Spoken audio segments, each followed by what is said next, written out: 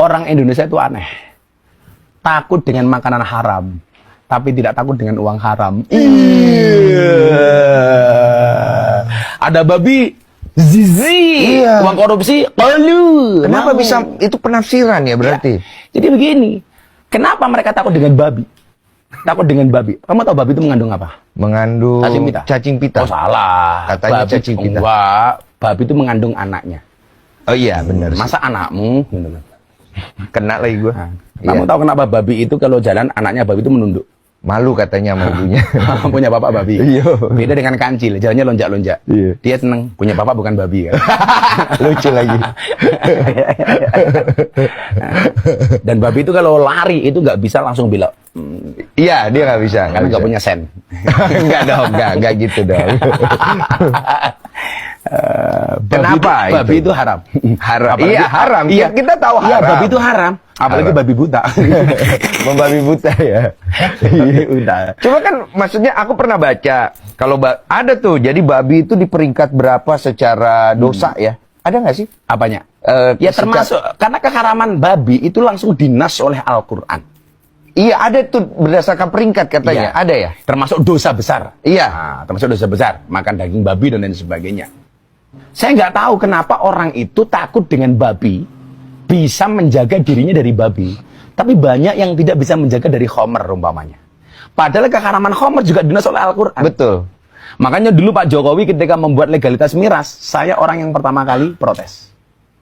Dan Pak Jokowi keren, mendengarkan protes kita semuanya. Protesnya apa waktu itu? Waktu itu saya bilang, Bapak Presiden yang terhormat, saya Miftah Maulana Habibur Rahman, menolak dengan keras peraturan Presiden tentang legalitas miras. Kenapa? Karena keharaman miras dalam Al-Quran khomer itu qat'i. Tidak bisa ditawar. Bagi saya minuman keras yang boleh dan layak dikonsumsi hanya satu, es batu. Ketawa Pak Jokowi. Dan akhirnya sehari kemudian dibatalkan. Ini menunjukkan presiden kita mendengarkan kritikan kita. Iya. Hari itu nama saya trending. Nomor 1 trending Twitter waktu itu. Nomor 1 Wulan Guritno kasus perceraiannya. Iya. Nomor 2 trending Twitter Gus Miftah. Iya. Gara-gara saya menolak miras itu. Iya. Nah, orang Indonesia itu takut dengan babi. Tapi tidak banyak yang takut dengan minuman keras. Banyak yang melakukan itu. Ya, teman-teman selamat datang kembali di channel ini. Isu larangan jual daging non-halal, Pemkot Medan singgung masalah penataan. Nah, ini adalah salah satu yang menjadi heboh dalam surat edaran yang disampaikan oleh pemerintah Kota Medan, wali kota sendiri.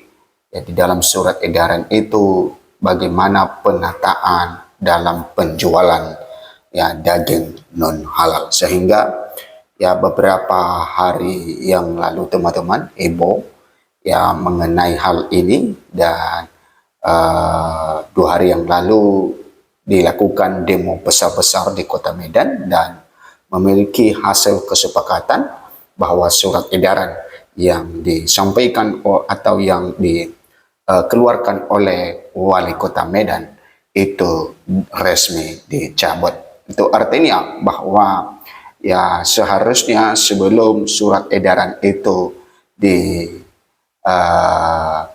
maka harus dilakukan komunikasi dulu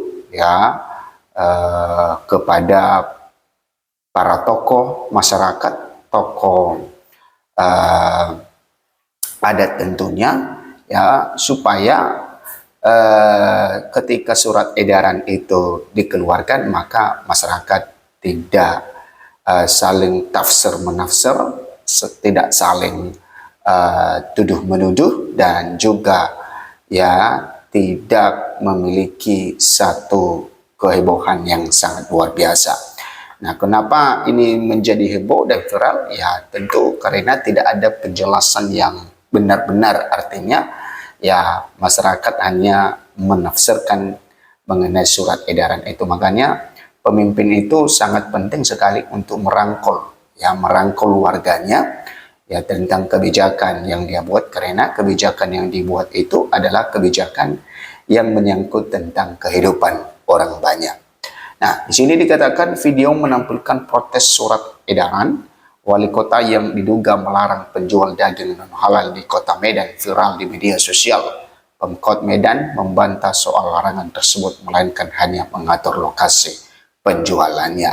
Nah, memang kata dari pemerintah kota Medan bahwa dia bukan melarang ya untuk menjual daging babi itu katanya ya, dan dia membantah bahwa ada larangan, tetapi hanya melainkan mengatur lokasi penjualannya.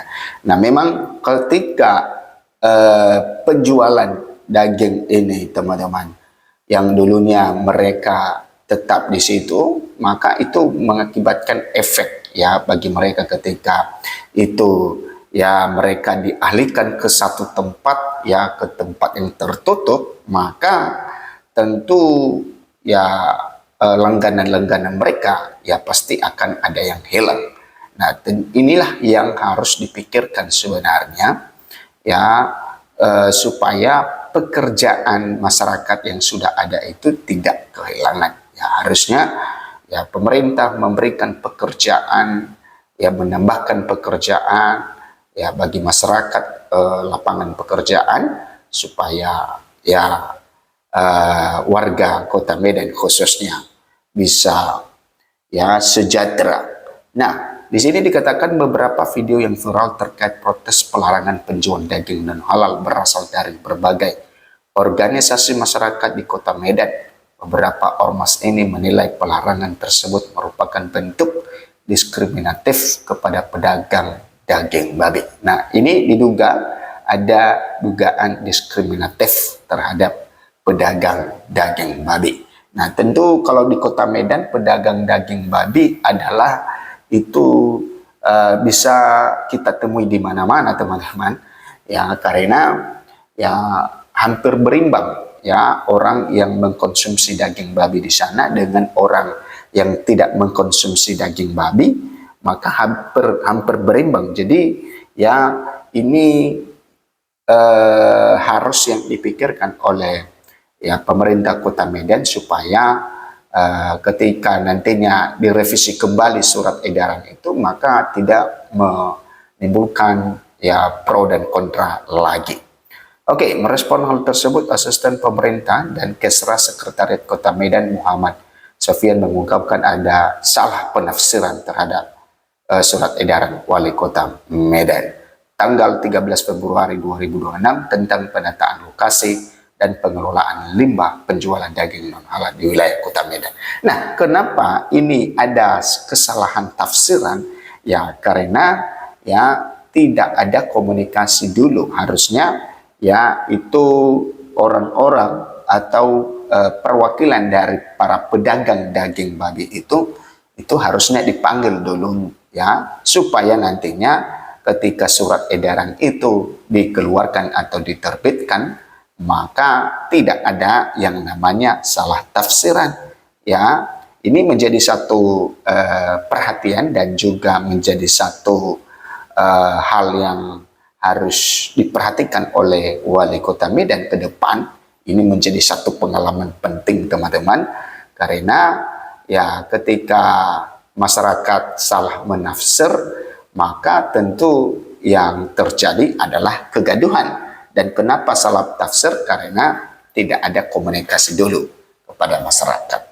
Ya, maksudnya ya harus diadakan rapat dulu, ya dibahas dulu benar-benar apa yang menjadi dampaknya nanti ketika ini diberlakukan. Nah, itu teman-teman, silakan memberikan komentar Anda dan semoga ya Kota Medan tetap terjaga, ya aman dan juga tentram.